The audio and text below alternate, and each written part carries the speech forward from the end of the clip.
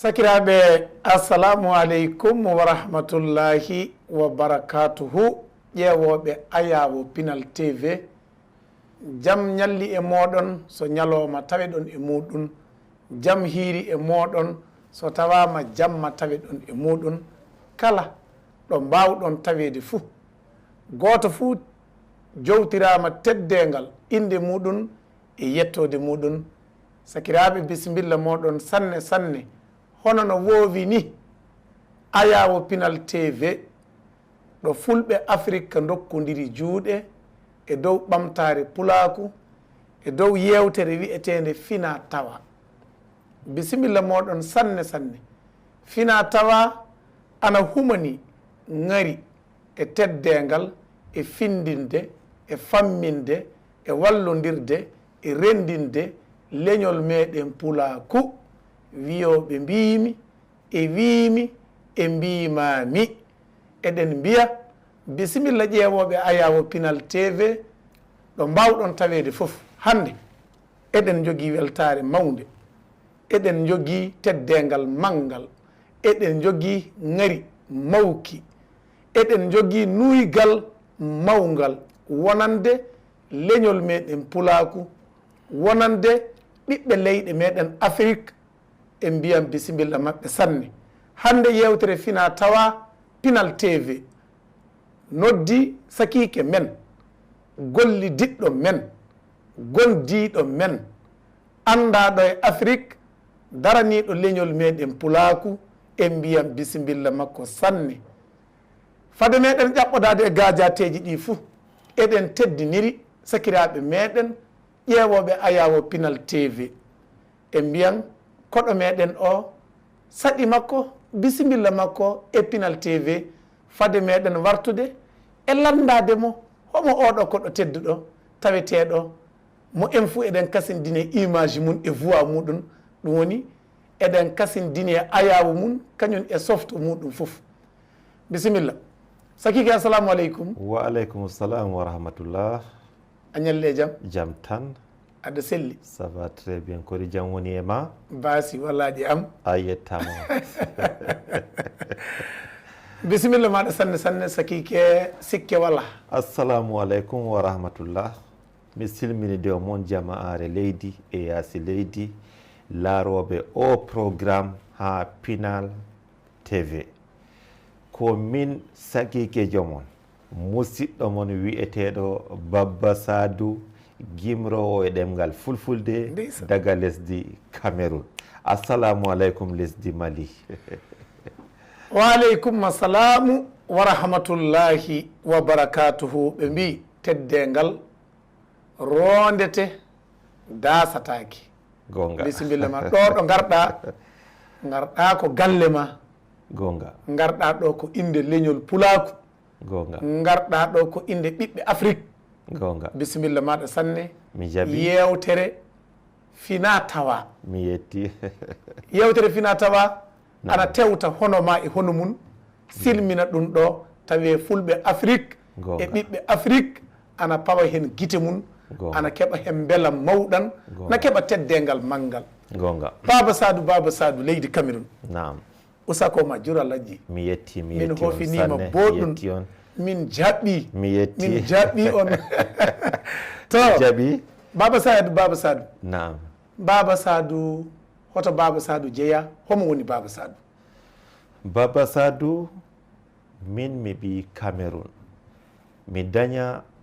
ha berniwol wi'etengol Bagno mais mi mawna e Bagno daga miɗo mari duuɓi 13 mi wurti saare babirawo am mi dilli janngirde ɓaawo janngirde mi hooti Yaoundé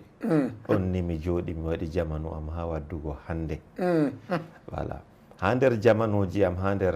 janjangu am ɗoɗɗon mi fuɗɗi gimol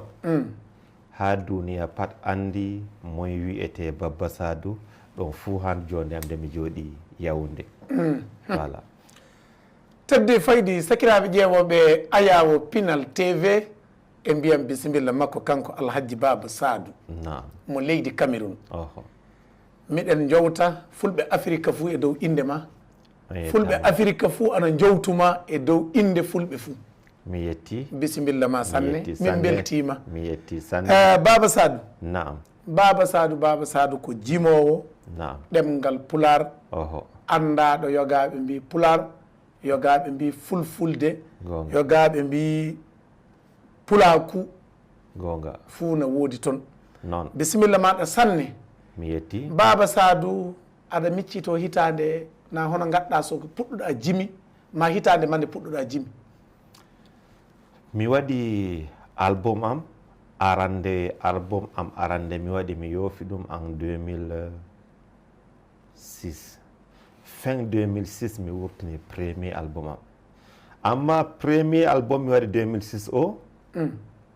ɗum filme mi waɗi on andi mi haalane duniya fof ha leñol am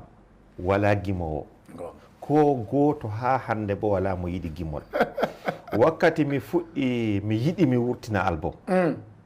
mi andi so mi wurtini album o leñol am ɓernan be am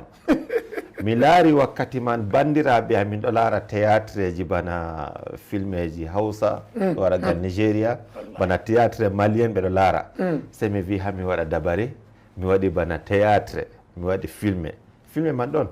inde filme man wo'unudaga wonnayyi ɗon se mi waɗi gimol voilà mi waɗi gimi bana gimi 5 mi loowi ha nder filme man ni wakkati filme wurti se wurtidi be gimol Baba Sadou wakkatire woore nde film gimol ngol wurti ha leydi amin leydi Cameroun kay kala sippowo disque fof meeɗay yigo iri noon ngam mi siftori wakkati man sorroɓe disque noddi kam ɓe wi Baba Sadou min jooɗi ɗo jamanan min ɗo sippa disque ji amma min meeɗay yigo ni no disque ma sodiri mi waɗi premier album am sans promotion mi tefi producteur ce n'était pas facile min hoore am ayi minon min dayotire e Nigéria min hoore am mi waɗi Lagos mi produisi CD o ujune 11 ujunaji 11 mi hoori lesdi Cameroun nde mi yoofi ɗum ha yaasi sans promotion wala promotion nder balɗe 5 ko CD gotel lutta ha lesdi Cameroun ɓe wi himɓe ɗo dari en rang bana sodoɓe ñamdu e boutiqueaji alimentation ɓeɗo dari en rang ko moye wiya se heɓa CD o ɗon sorroɓe disque noddi kam Baba Sadou CD ma waɗi inde leydi pat hande nord Cameroun no Allah fonni ɗum CD ma tan sodata premier stock a waddi ɗum timmi waɗu law be jawal produisa goɗɗum ɗon mi lorti Lagos mi waɗi ujunaji 10 kasi hidde wakkati man ɗo mi hoori ɗum Cameroun tawi piraterie nasti marché partout ko hatoy ɓeɗo pirata ɗum se mi huuli waɗugo production feere amma premier album o to mi waɗino kay ujunaje 100 ko gotel luttata CD original lesdi fuu kayum sodata to ni voilà ni kadi nde famille am nani haala gimol man mo woyata woyi mo waɗantami do a waɗi ɗum saliri wala dabare no ɓe darnira ɗum daratako noye fulɓe wiyata to maayo fecci timmi a fotay ata ndiyam wala mo wawi atago ndiyam ɗam donc ni ɓe muñiri kadi woɓɓe feere muñi mon tanni an kam mi fotay mi wi'ama ko famille waɗi dadirawo am woyi haala gimol ha hande bo ɗo woya ngam kamɓe ha leñol ngol kay ko ɗume wala mo meeɗi waɗugo ko ɗume neɗɗo meeɗay waɗugo fof to luuti dewal maɓɓe dewal islam ngal kadi ko école ɓe yaray amin minon mi jangga école ngam yiɗugo islam o ni kadi amma hande alhamdulillah ɓe muñi noon to mi hokki himɓe kubaruji feere ɓe wiya kay c'est difficile de comprendre nombre podium mi waɗi ha duniya limgal podium Baba Sadou waɗi nder lesdi e yaasi lesdi to mi wima wala derɗirawo am goto mo meeɗi wara mara curiosité wara nasta laara podium am ni no mi fijirta ko goto meeɗay fa hande to ngam kamɓe ɓe yiɗa leñol ngol yiɗa ko wiyete gimol to min bo Allah hoddiniri am Allah laati waɗi gimol ngol hangol lartata sana am ni kadi mi jogui wartire ɗum sana am hannde. alhamdoulillahi rabbil alamin. Voilà. teddi faydi sakiraɓe ƴeewoɓe Ayaawo Pinal TV, sikke wala on keeɓi faamu yo kanko Baba Sadou jeeyaɗo leydi Cameroun, leydi Afrique central. so woni gonga Allah min miɗo andimo wona hannde, min miɗo andimo gilla en 2001 2002 2003 ni aya après 2003 2007 kasin mi yeehi mi andimomo ha Cameroun. ni miɗo andi no fulɓe Cameroun jaɓɓori Baba Sadou ha Cameroun. Baba Sadou anda ko fulɓe Mali du ko noon jaɓɓorima. mi yetti ƴeewoɓe e hettidotoɓe mi yetti ɓe fof no andirɗa Cameroun no hasindiniri e maɗa ni, fulɓe Mali e Sénégal e Burkina e Niger e Guinée e Gambie e ko nandi e muɗum. mi yetti ɗo pullo woni fof ko base muɗum hande banggal culture fulɓe, sembe muɗum o nuygal ngal wonto maɗa to. mi yetti min beltima, mi yetti min bandiraɓe, beltima du noddede ma gara ɗo ko galle men, yogaɓe mbiya ko wuro men. naam ha Cameroun man ɓe wiya ɗo ko saare men en Saare pat amen, ni. nano en to donc bisimilla ma, miɗen belti sanne sanne e garagal maɗa ɗo. e jokki en kasin Baba Sadou, eɗen jiiɗi landade naam yalla hono banggal tiiɗalla wonko jiiɗa e banggal golle jimiɗina, yalla won yimɓe waɗoɓe ma financé walluɓe ma ma walla hono hen ɗum wayi? mi yetti Allah, mi yetti fan en am to ɓe goni fu nder duniya. mi lortanan question o. mi yetti fulɓe Afrique haɓe woni fuu. diga mi nasti Pirwale Cameroun, min waɗi escale ha Abidjan, ɓe ɓofti fulɓe ha nder Abidjan. e na fulɓe tan, daga bambaranko en, ngam ɗuɓɓe andi Baba Sadou. ɓe wiyam Baba Sadou bisimilla ma, mi wiɓe mi yetti. woodi bambarankoɓe wari gal am ɓe wi Baba Sadou aw bisimilla. mi wiɓe mi yetti. no ɓe wurtinan kalis daga nder avion ɓe sahami. mi yetti Allah, mi yetti hirna Afrique. Allah waɗi min Baba Sadou mi giɗɗo hirna Afrique daga mi ɓinguel. mi giɗɗo Mali, mi giɗɗo leydi ndi sanne sanne sanne. mi yiɗi Allah, mi yiɗi leydi ndi e mi yiɗi himɓe leydi ndi. non bo hande Allah waɗi himɓe hirnage nge ɓe yiɗi Baba Sadou ɓe fof wala leñol, ɓe fof. par ce que ha Cameroun ɗo min woodi bambarankoɓe, min woodi fulɓe ɗo yaha toon, min woodi hande leƴƴi fuu ɗo yaha toon. ɓe fuu maɓɓe ɓe fan en Baba Sadou. mi yetti Allah, mi yetti ɓe. wallede ɓe walliyam sanne sanne sanne sanne, mi fotai mi limta. woodi woɓɓe ɗon daga sénégalais en, malien en, burkinabe, mauritanie, mi fotai mi limta. Gambie, wallahi ndeysan, goɗɗo ɗon États-Unis, goɗɗo ɗon Australie, goɗɗo ɗon France. mi meeɗay laarugo mo. o noddami e téléphone, Baba Sadou mi yiɗi ko a waɗata ɗum weliyam sanne, weliyam ha nder yonki. ndeysan, mi yerɓanima kalis yahu Western Union, a yaha itta ɗum. ɗum wonande go'o, ɗum wonande ɗiɗi, ɗum wonande tati, abadan ɓe gaɗa ɗum. ndeysan, mi yetti Allah, mi yetti ɓe. wallinde ko bandiraɓe walliyam ha nder golle ɗe mi waɗata, golle culture. mi fotai mi limta ɗum ha duniya. ɗum ɗo hokka min émotion. wallahi woodi wakkati feere mi hoosi wakkati mi wi ɓiɓɓe ɓe, himɓe ɓe mi fotai mi yoɓa ɓe, mi fotai mi yetta ɓe. noy mi yettirta ɓe? mi waɗani ɓe dow Allah yetta ɓe. sey mi créyi gimol. mi créyi gimol, mi waɗani ɓe, mi yetti ɓe, mi yetti fan en ɓe walli Baba Sadou. na fan en ɓe wari ɓe yoɓi kam ngam mi yimana ɓe, na kamɓe mi wolwani. ɓen ɓe anda kam sam, mi andaɓe, ɓe noddami, ɓe sahami, kamɓe ɓe mi yetti. mi yetti Allah, mi yetti ɓe. gimol man inde magol yettore. mi waɗi ngol, mi timmini hande. audio magol ɗon dow YouTube, amma vidéo magol meeɗay hollego e télévision. donc mi yofan ɗum juste après julde sumay, so Allah yaari balɗe. donc on laran ngol wallahi inchallah. teddi faydi famminike sanne sakiraɓe ƴeewoɓe Ayaawo Pinal TV. on keɓi faamu no kanko Baba Sadou ko heewi ko faabimo e leyɗe meɗen Afrique wona fulɓe tan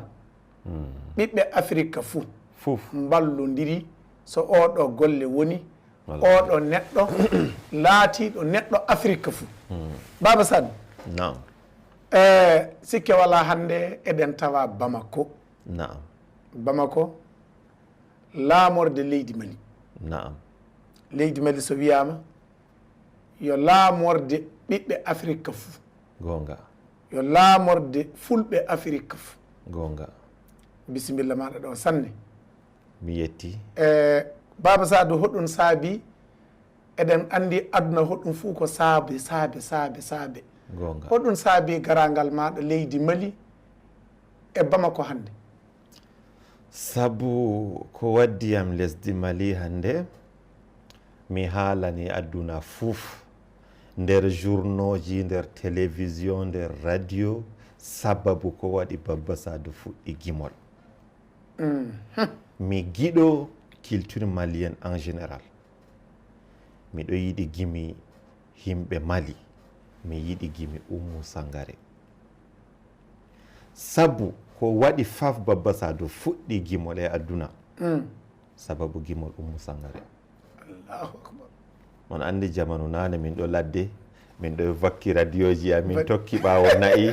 gimɗi ɗiɗi Oumou Sangaré ji kanji mi nanano un jour mi wolwi haala man plusieurs fois miɗo nana gimol Oumou Sangaré vers 1h du matin gimol ma komi siftorigol ɗo wiye mogotetiya be façon no o yimirta o weli kam memi yonki am memi nafsu am ha gongol ili ha guiteyam c'est à partir de là mi wi Baba Sadou no Allah waɗiri a yiɗi Oumou Sangaré fondu essayo wallahi fondu leggimol anana par ce que mi andi mi wawi mi foti mi yima peut-être un jour ñalomare feere woodi neɗɗo feere foti yiɗami min Baba Sadou banno mi yiɗiri Oumou Sangaré wallahi ni tan mi nastiri golle musique nde mi nasti golle musique hande himɓe jaɓi ko mi waɗata Allah hokkiyam laawol no mi warira Mali mi wari mi fotti be Oumou Sangaré ni Oumou Sangaré hande o hositiyam kanko bo be famille mako fouf ɓe wartiriyam bana mi ɓi leñol grande sœur mi ewnata mo kanko o noddami petit frère dada mako andiyam famille mako fof andiyam ɓe andiyam ɓe yiɗiyam banda mi yiɗiri ɓe sabu hande ko waddiyam lesdi Mali o organise festival mako ha Wasolo min haldi wakkati min haldi oɗon États-Unis o wiyan festival mako yetti fiwa mi wimo inchallah Oumou Sangaré mi waran Baba Sadou a waran wimo o wi Wasolo ɗo renama a bras ouverte nde mi gaɗi programme o mi taski mi wari Mali min hawti be mako e Bamako min jaadi Wasolo min gaɗidi programme o min timmini ha nokku ana wiye Yanfolila min timmini festival o hesi Kenya ɗon Kenya min garti Bamako ni kadi teddi faydi famminike sanne sakiraɓe ƴeewoɓe Ayaawo Pinal TV ɗum woni sababu garangal maɗa leydi Mali voilà oɗo wakkati hande yo talatare ana hawra jeɗɗi lewru tato ɓerdu hitande ujunaji ɗiɗi e nogay e tati oɗo émission bisimilla maɗa sanne mi yetti miɗen ñaago Allah ñande min immoto ɗo Mali ɗo min jaaha ha Cameroun min mbaɗa toon émission Finatawa min gartira ɗo min kolla ɓe min mbiya min jeehi ƴeewode Baba Sadou ha Cameroun inchallah Allah fooɗu balɗe mon e bisimilla mon e Cameroun minon min mbi jaɓɓama mon maraba Baba Sadou min beltima sanne on yettama Baba Sadou ƴiwde ñande puɗɗuɗa jimi warde hande won ko mbawɗa famminde min e banggal jimi maɗa ɗi ɓurɗa yidde na ɓurɗi weldema ɗi an jaati saɗa jooɗi jimaɗi so min keɓiɗi joni fou min ƴeewa clip o min kolla jama ƴeewoɓe Ayaawo Pinal TV min anda oɗo min zikki kay na walla ngol ɗo jimol kay ngol ka yo Baba Sadou jeeyi ɗon hayso ko fulɓe jimana ko Baba Sadou jeeyi ngol hayso ko neɗɗo yimana ngol ko Baba Sadou jeeyi ngol oɗa andi gimiyam kala gimol ngol mi waɗi fuu yimɓe ɗo jaɓa ngol ɗo yerda ngol e kala gimol ngol mi waɗi fuu ngol tokkande o probléme goɗɗo woodi gimol mi waɗi yaadikko o wanci aduna fof donc kangol ngol memi kala saare neɗɗo fuu ngam enen en julɓe en wi kala neɗɗo gooto fuu te'a rewɓe nayo to a te'i rewɓe nayo ɓe a hawti ɓe nder saare woore saare min mbiyata onon noon wiyata saare minen soɓe mbi saare fuu wonan ko wuro ngo fof ok onon noon saare minen mbiyata ko galle nder galle to a hawti mbiya ni ko nder suudu to so a hawti rewɓe nayi nder galle probléme wawi feƴƴude ɗum haala probléme ɗum mi wolwi rewɓe ndano on joɗirta be worɓe mon ɓiɓɓe mon ndano on joɗirta be worɓe moɗon be nawliraɓe min wiyata nawliraɓe noon wiyete voilà e ta ɗum mara probléme mi wolwini haala daadiraɓe mi andano on wiyata daadiraɓe mine ko yogaɓe mbiya neniraɓe ne voilà yogaɓe mbiya mi wolwani nene en minen mbiyata inniraɓe to mi wolwani inniraɓe taɓe haalana ɓiɓɓe maɓɓe nawɗum donc kala haala latti ka nawɗum fo taɓe haalana ɓinguel ngam ɓinguel yejjitita to a haalani ɓinguel hunde o yejjitita haala ma to nene ma ko wimo hunde o yejjitita haala ka fof donc nene en habde on wi'a ɓiɓɓe mon haalaji belɗi ta wi'eɓe haalaji nawɗi hande nene wara wiya ɓiyum kay babama o nda ko waɗiyam ko debbo babama nda ko waɗiyam ɓinguel yejjitita ça c'est pour terroriser l'enfant donc ɗum mi wolwi de haala gimol yaadikko voilà ɗene joni somi faami fou voilà an jimi maɗi fou ana foti clip ngaji nogay na clip ngaji temedere ma ujunere ɗi waɗa keero mais ɗi fou an a yiyani sana rewɓe on foti joguiɗa voilà min rewɓe noon mi jogui ɗo foti goto mi jogui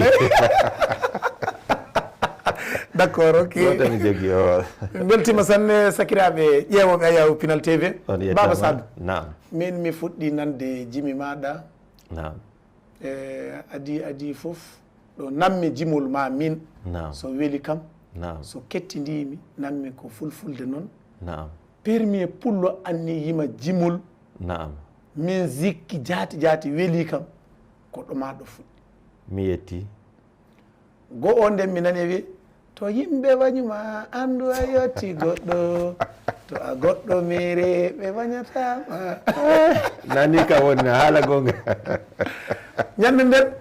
on jamma mi waali miɗa hettino ngol ɗo gimol naam ha weeti gonga après jiimi kasin a wurtini jimol gongol naam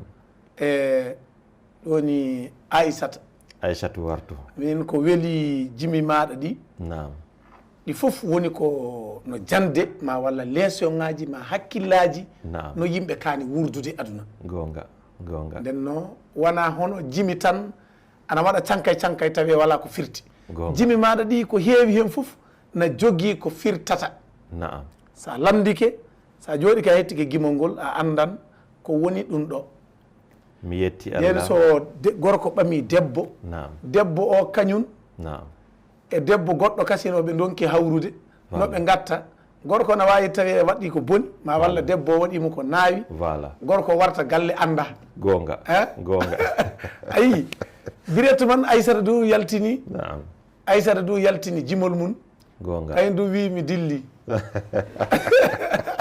anna wi o warta o wi kanko dilli a andi min alhamdulillahi rabbil alamin mi jangi arabia mi jangi defte jawleji ɗo neɗɗo so o woodi arabia fuu ha ɗemgal mako o wawan o hokka conseil amma neɗɗo mo janggay sam école wala arabia wala ɗum o maran probléme hokkugo conseil mi yetti Allah mi yetti fan en e nanoɓe gimi Baba Sadou ko modibbaɓe amin modibbe mi siftori ñande feere mi fotti be modibbo feere ha Yaoundé mi fotti o wi ey Baba Sadou min mi andi mo mbiɗo nana waaju maako so o wi mi wimo a modibbo Allah hokke jam hato onon bon andi Baba Sadou o wi kayya an yallata ha télévision am ne ƴama to mi andi Baba Sadou ay min mbiɗo nana gimɗima miɗo nana gimɗima ngam gimɗima aɗa ɗo hokka waaju machine donc kala ko yimata ɗum fof probléme soit probléme en wondi nder galle amin soit probléme ɗum islam haɗi himɓe an bo a wara haɗita donc kanjum mi nanirta gimɗima donc mi yetti Allah mi yetti nanoɓe mi yetti fan en mi yetti modibbaɓe bo hande ɓe encourage gimi am ngam to ɓe encourage gimi am min bo janggo mi ɓeddan waɗugo fasaha hande be hunde ko lutata dina amin voilà mi yetti famminike sanne Baba Sadou minen fof ɓuuri weltade kala daraniɗo leñol ngol kala jiɗɗo leñol ngol kala jingonowo leñol ngol ko ɗum saabi so jooɗiɗen ɗo wiyete ko Pinal TV gonga ay so neɗɗo finali ɓe mbi wawa moƴƴinde hay a haali gonga sa yi neɗɗo ana dilla neɗɗo ana haala ma neɗɗo ana golla joga ɓe mbiya kuugal ma walla e jimi ko waɗi fof ka finu tafon gonga finu gongol tafon sa a fini ko heddi ko fof no wawi heɓede gonga ɗum saabi so ɗo wiya Pinal TV Pinal ko pular gonga to goɗɗo so goɗɗo neɗɗo nani Pinal ni andi ko ɗum mari haji d' accord Baba Sadou hande o hongol jimol woni ngol dokkata ƴeewoɓe Ayaawo Pinal TV tawete eɗen mbawi hollude yimɓe ɓe kañum endu keɓa ciftoro Baba Sadou ñande wari Pinal TV ko ngol ɗo gimol watta ɗon ɗeɗo gajate gaɗi ɗon ne wawi janggo e janggo tawene wona ɓamtare mawde bisimilla moɗon sakiraɓe Baba Sadou waddani on gimol kajal kajal mi anda no mbi'oton kajal e mon minon est très jaloux la jalousie la jalousie kañum wiyete kajal ɗum rewɓe bandiraɓe am rewɓe mi haalani ngam ɗum bo ɗum woodi probléme e men sanne grave on wawan on nana gimol ngol on famay ko Baba Sadou wimon hami famtina on moƴƴi rewɓe amin jogui probléme sanne probléme kajal min mi wiyay on autorise worɓe mon ɓaga rewɓe feere amma mi wi on haɗa ɓe onon rewɓe amma to a haɗi gorko ma a habdi a timmini sembe ma fuu gorko sali o waddanima deuxiéme femme muñu a faami komi haali mi torima muñu so o waddi deuxiéme femme a ɓerni a ummi a dilli an mari asar an debbo wallahi gorko ma mo a yiɗi o a sendiri be maako wallahi yellika a woodi no ɓiɓɓe a sendiri be ɓiɓɓe ma a dilli a accani gorko ma mo a yiɗi ɗo a accani mo debbo je a ɓuri waygo voilà donc a hoosi bonheur ma e adduna fof a wubbini ɗum a yi ɗo joni a nangi lawol ma dilli naam wallahi ɗo joni naam exemple eɗen mbawi wiide hono so élection waɗi naam yimɓe fof ana cuɓo ala gaɗa voté aɗa ƴeewa mo jiɗɗa gotana ɗum an a wi an ka voté o fof a yiɗa mo jiɗɗa o e mo a yiɗa o fof an ka yiɗa fe to donc tiya ede a walli mo a yiɗa o balluɗa no sabi sa woti ka mo jiɗɗa o ni ɓamata ni kadi haalama nden rewɓe du paama voilà sa a wi joni an a haɓoto gadda base joppa ɗon ɓiɓɓe ma joppa ɗon gorko ma joppa bonheur ma fof bonheur maɗa a yoppani o mo a yiɗaɗo ka a hokkitima ɗum fof an a dilli mere donc mere ñamima dagiraɓe ƴeeɓoɓe Ayaawo Pinal TV bisimilla moɗon joni en garan ƴeewen émission o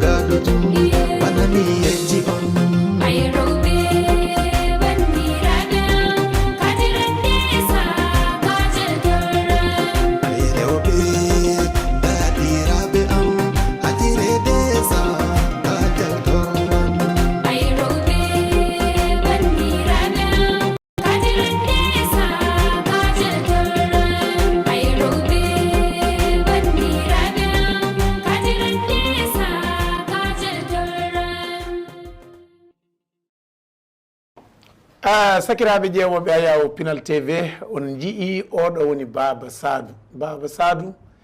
jeeya ko leydi Cameroun. minen miɗen andi Cameroun, min jeehi Cameroun, min yeehi Cameroun e duuɓi tati ko sali. mi yeehi Cameroun, mi yeehi Nigéria, mi yeehi Congo Brazza, mi yeehi Gabon, mi yeehi Sao Tomé, mi yeehi Guinée équatoriale. ase an kam a yiilake Central Africa Baba Sadou, naam, minen du ga min jooɗi enen fof ko en gotun ko en ɓiɓɓe leñol pulaku ngol ko en ɓiɓɓe Afrique. gonga miɗen jowta fulɓe Cameroun, naam, miɗen jowta ɓiɓɓe Afrique naam, Cameroun, miɗen jowta yimɓe Garwa, Ngawndere, mi weltike, Marwa, naam, Bertowa, Baturi, naam, Yoboduma, ase an ka wala halki anda e Cameroun Dola e Yaounde, donc kuje ɗum fof donc fay goto min joppani. min beltike sanne a yettama e dow teddengal leñol ngol, sabi ko wadduma ɗo Gonga. ko teddengal leñol ngol wadduma. gonga no yimɓe ɓamɓe miijo Pinal TV no jiɗiri leñol ngol ni ko noon tigi an ɗum jiɗirɗa leñol ngol ɗo leñol ngol nodduma fof a nototo. Gonga. ɗum saabi so garɗa ɗo hande Gonga. joɗade oɗo plateau ngal ɗo dinguiral ɗo wiyete Pinal TV, yewtere Finatawa, gonga ko pinɗen so tawɗen ko jeyɗen ɗemgal men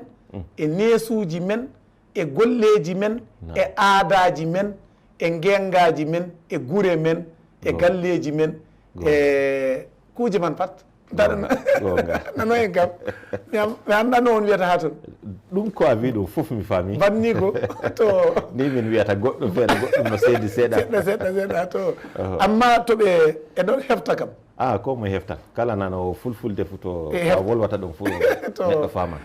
machallah. ɗum ɗo woni ko joƴƴini en ɗo Pinal TV. gonga en beltiki dow sanne sanne. naam, joni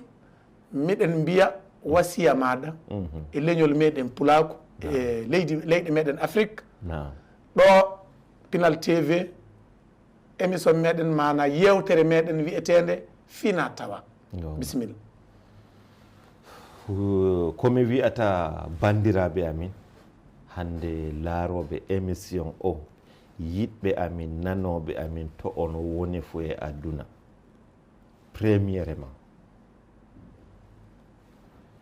janguen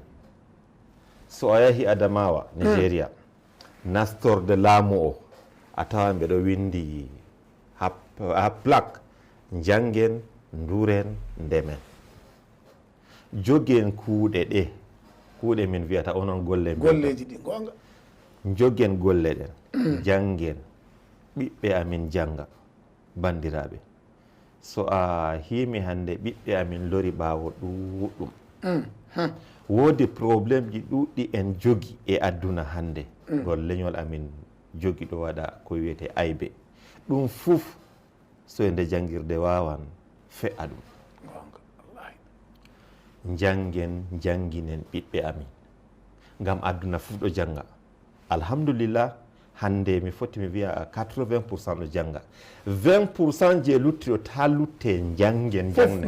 jangnen nasta janga ɗum nafan amin nafan ɓiɓɓe amin wallahi to en wi enen en janggay par ce que min mi janggay mi waɗa école mais mi wanci ngam ɓe wi to a janggay wancu mi wanci machine wallahi to a janggay wancu probléme ji mi wawa mi limta ɗum ɗo fe'a partout dans le monde probléme ji ɗi en jogui enen soyde jangirde on waɗi kuje man fof en janggen bo en jooɗe jaam be himɓe ɓe en wondi leƴƴi ɗi en wondi ha duniya fu jooɗen jaam ta en waɗe ɓurdotiral ta en waɗe ko fulɓe wiyata sefodu ta en waɗe yi'ugo ɓural min mi laari mi ɓurima ɗum wooɗa en anda kala neɗɗo fu no neɗɗo ko moye ɗum tagdi Allah jooɗen jaam be ko moye ha en jooɗiɗi fu jooɗe bo jaam be gouvernement lesdi amin ɗum wawi nafa amin ngam sabu ɓi adama goto o wonnan inde leñol hande min Baba Sadou to mi wurtide o laawol mi waɗi agression goɗɗo war tawi ɗum moye ɗum pullo mi vonni inde leñol nani ɗum woni donc ni mi wawi wiigo neɗɗo goto wonnan leñol fuu min ɗo wiya be fulfulde ñebbere woore wonni ñebbe fuu donc janggen duren ndemen jooɗe jambe leƴƴi ɗi on gonde fuu leñol ngol on wonde fuu jooɗe bo jambe gouvernement lesdi to gonɗon fuu e adduna ɗo hokkatami jonde jaam on yettama bandiraɓe teddi faydi sakiraɓe ƴeewoɓe Ayaawo Pinal TV teddungal rondete dasataki ɗum wiyete tengade ni Baba Sadou naam min beltima sanne mi yettimon ɓiɓɓe fulɓe Afrique fuu beltima mi yetti so tawama a waɗi ko wiyete fonde ɗum woni fodde hande ko wadduma ɗo ko wiyete ko fodde gonga mi anda no en yeccirta Cameroun kam to amma ɗum wiyete fodde to nde fulfulde Mali fodde woni hoɗum aɗa hani wadde naam a waɗi ko kanɗa wadde ok ɗum kam ɗum famama ni neɗɗo ɓuuri famugo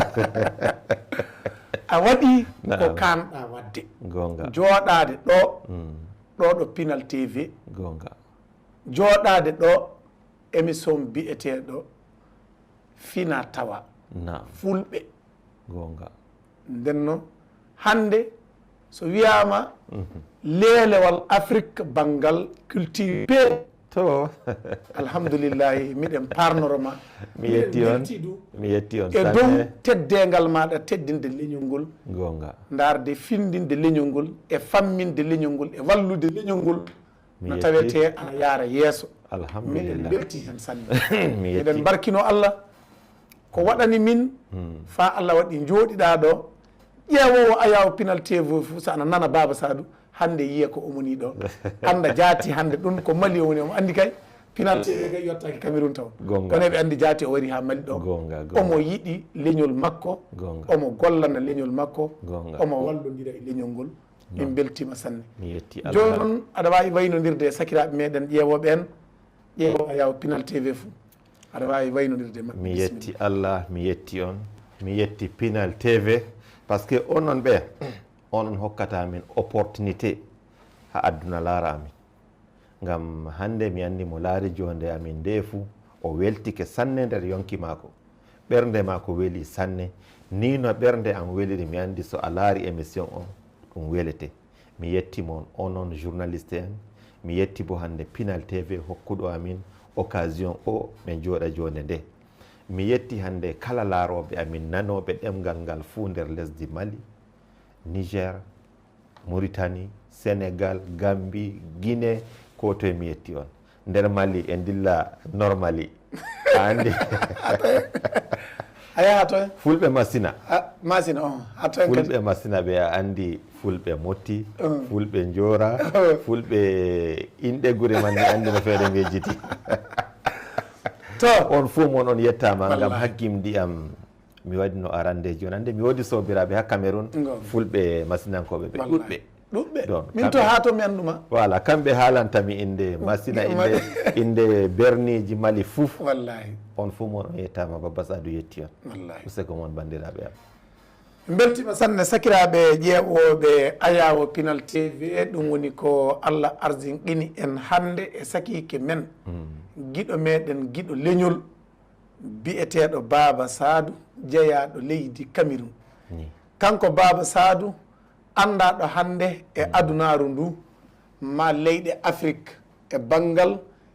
jimi ma en mbiyan Finatawa ngaji fulɓe ko tawete ana findina ana fammina leñol ma leyɗe Afrik ɗum e hono muɗum woni komo huma ni e martine kumpa clip makko goto mo tournoyino ɗum fa Dubai ndenno e marti kumpa clip makko goto tournaɗo Abidjan e marti kumpa clip makko goto tournaɗo Abuja e clip makko goto tournaɗo hakkude Doola Cameroun kañum e Ngawndiri voilà Baba Sadou ɗum fu e tawede minen min kaaɓalima to ni bana min mi kaɓayi moon minen miɗen belti sanne e garangal maɗa ɗo mi yetti kala pullo fuu biyowo mbimi e wimi e mbimami fuu ana yiiɗi ko jooɗiɗa ɗo ko alhamdulillahi ana foti yimɓe temeɗe ko neldi kam message waɗu feere Baba Sadou yeehi to so ruttike amma to lori a ewnumo le o wara se on yewta ayyo c'est très important pour nous wallahi très important aussi pour moi voilà donc miɗen belti hen ɓe kaali ɓe mbi wajibi ɗemgal ngal kañum wurnata leñol ngol gonga nguure leñol ngol woni ko ɗemgal ngal il faut ko ɗemgal ngal walle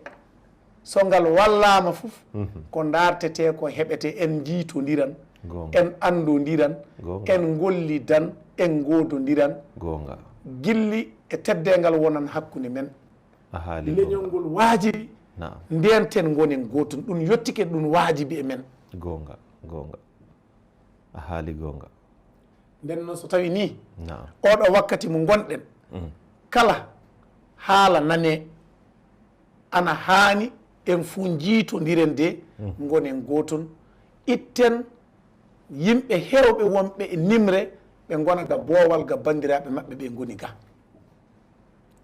tawe ko gollete ko hani gollede ko aduna o yahata dow muɗum ko tawe enen du eɗen pamana ɗum gonga wallahi gonga min oɗo min du komi artiste min du miɗo yima miɗo waɗa clip ngaji min hoore komi animateur ɗo Pinal TV ɗo wona ɗum tan du kala ko leñol gollante banggal ko neɗɗo wawi wadde ɗum bindol yo ɗum haala yo ɗum gimol yo ko wawi wadde fo min oɗo ɗum miɗa waɗa hen seeɗa ko mbawmi kono ko seeɗa noon wallahi ayi ni bo ɗum yahiri yeeso jonno noon enen hande o eɗen mbawi reftade e haala maɗa ka jande nde ana manki en gonga jande nde waɗi soko heewi ardi en ɓe ɓuura en andal ɓe ɓuura en hakkille ɓe ɓuura en jawdi eɗen kaani tinnade yalla enen du eɗen mbaha no yimɓe ɓe fof mbayni ko heɓete hen ko en fof keɓen jande ana findina neɗɗo sanne ana walla ɗum sanne ana naɓa ɗum to yottaki gonga haala labkatal a woni a andi minon to neɗɗo wawan famana min wawan min famana parent en amin yiɗugo diina ka ɓuri sababu ko haɗi amin jangde woodi woɗɓe wi to neɗɗo ɓinguel jangi école natan yiite ni babirawo yerdata hosugo ɓikkon mum yaha jangga gam ta ɓikkon mum nata yiite ni min fini min tawi to mi haalanima gorka a jaɓata min j'ai été victime mi meeɗay yaade suudu école baba am o chef de village o giɗo diina o marɗo jawdi min wiyata jamanu man jamanu ahijo lattino laamiɗo Cameroun jamanu nane ɓe yerɓan himɓe wara nanga ɓiɓɓe yara école wallahi nayi nayyi o hoosi wayi hokki laamiɗo ati ɓe yaha o wi laamiɗo miɗo mari ɓiɓɓe am useni mi torima da mi waddanima nayi ɓiɓɓe am ɓe ɓe accanan ɓe taɓe ha école mi yiɗa école ɗo mi yiɗa yonki am yiɗa wallahi on faami laamiɗo jaɓi wi mi yerdi woodi groupe goɗɗo ɓe waɗi lora nanga ɓikkon yara école nde ɓe yerɓi ɓiɓɓe ɓe se laamiɗo yecci himɓe o wi ta yahe ha jawro o wi o yiɗa ɓikkon mako o yiɗa ɓe ha école ɓe acci ɓe lori ɓe yerɓi groupe goɗɗo ɓe convoqui parent en amin ñande man ɓe waɗani amin ñamdu ɓe hebbini tasaje ɓe yerɓi amin ladde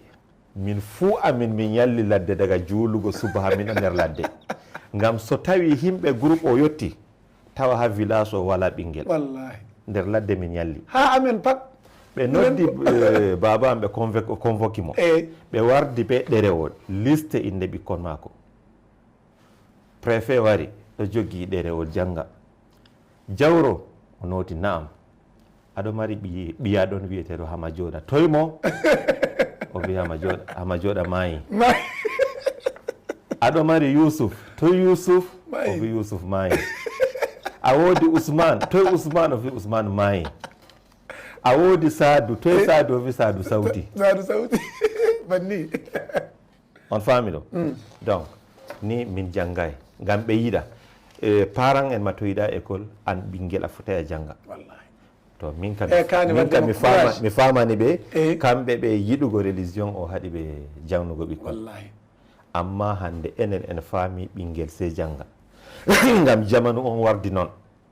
min ɓikkon am miɗo jangnaɓe ɓe fof mi wala ɓinguel ngel yaha école ko gotel min somi janggay ɓinguel am mi yerdata ɓinguel am jooɗa saare janggay donc heeɓi amin ta heɓa ɓiɓɓe amin voilà sakiraɓe ƴeewoɓe Ayaawo Pinal TV ɗum ɗo woni ko Allah arzinqini en hannde e sakiki meɗen jeydaɗo meɗen biyeteɗo Baba Sadou jeeyaɗo leydi Cameroun kañum yo artiste international andaɗo e leyɗi meɗen Afrique fof en mbiyam bisimilla makko sanne sanne ko lamɗo hollu en jeɗɗide warore Baba Sadou bisimilla maɗa kala nde garɗa ɗo fof mi yetti on wona hannde tan kala nde mbawɗa warde Mali na Afrique so koyngal maɗa hewti ɗo bisimilla ma inchallah kala ɗo mbawɗa tawede e Mali fof wodan Pinal TV kala ɗo jaaɗa fof tawoyma inchallah bisimilla maɗa sanne mi yetti on sanne jamare mi yetti on on fo mon laaroɓe Pinal TV Baba Sadou yetti on